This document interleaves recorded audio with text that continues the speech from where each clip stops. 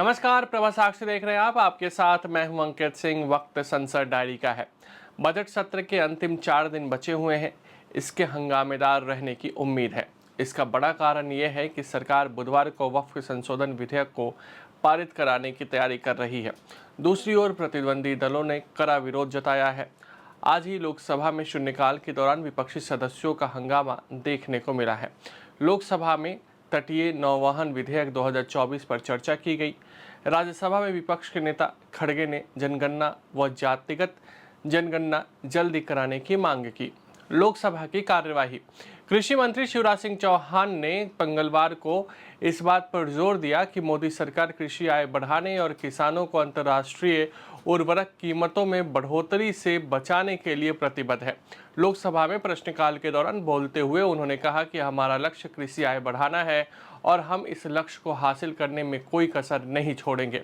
किसान कल्याण मोदी सरकार की गारंटी है। समाजवादी पार्टी, तृणमूल कांग्रेस और कुछ अन्य विपक्षी दलों के सांसदों ने मंगलवार को लोकसभा में शून्यकाल के दौरान कुछ मुद्दों को लेकर हंगामा किया, जिसके कारण सदन की कार्यवाही 2 बजे तक के लिए स्थगित करनी पड़ी।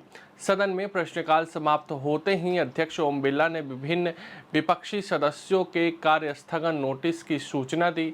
इसी दौरान सपा, तृणमूल कांग्रेस और अन्य विपक्षी दलों के सदस्य कुछ मुद्दे को लेकर नारेबाजी करने लगे। कुछ सपा सदस्य के हाथों में तख्तियां भी थी।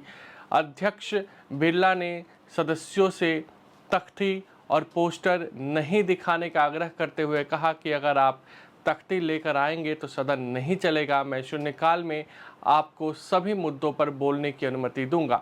सपा के सदस्य अपने नेता अखिलेश यादव को बोलने देने की मांग कर रहे थे। इस दौरान कुछ सदस्य आसन के समीप भी आ गए थे।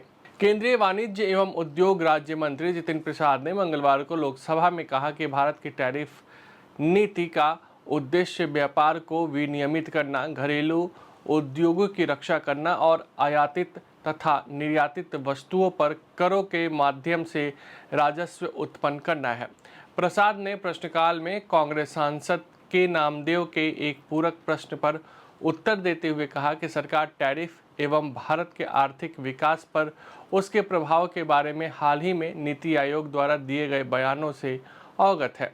मत्स्य पालन, पशुपालन और डेयरी मंत्री राजीव रंजन सिंह उर्फ ललन सिंह ने अपतटीय उत्खनन को लेकर लोकसभा में मंगलवार को विपक्षी सदस्यों द्वारा जताई गई चिंता को दूर करने की कोशिश करते हुए अब तक इस तरह की गतिविधि केरल सहित देश के किसी भी समुद्र तट पर शुरू नहीं हुई है, इसलिए उसके प्रभाव या दुष्प्रभाव का सवाल ही पैदा नहीं होता।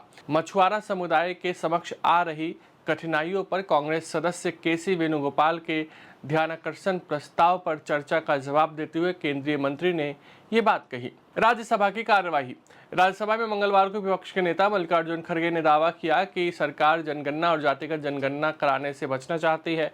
उन्होंने जनगणना और जातिगत जनगणना जल्दी कराने की मांग करते हुए कहा कि इस प्रक्रिया में विलंब होने से बहुत सारे लोग जन कल्याण योजनाओं का लाभ उठाने से वंचित हो रहे हैं। राज्यसभा में मंगलवार को आम आदमी पार्टी सदस्य राघव चड्ढा ने देश में न्यायिक सुधारों की मांग करते हुए न्यायाधीशों की नियुक्ति प्रक्रिया में पारदर्शिता लाए जाने की जरूरत पर बल दिया।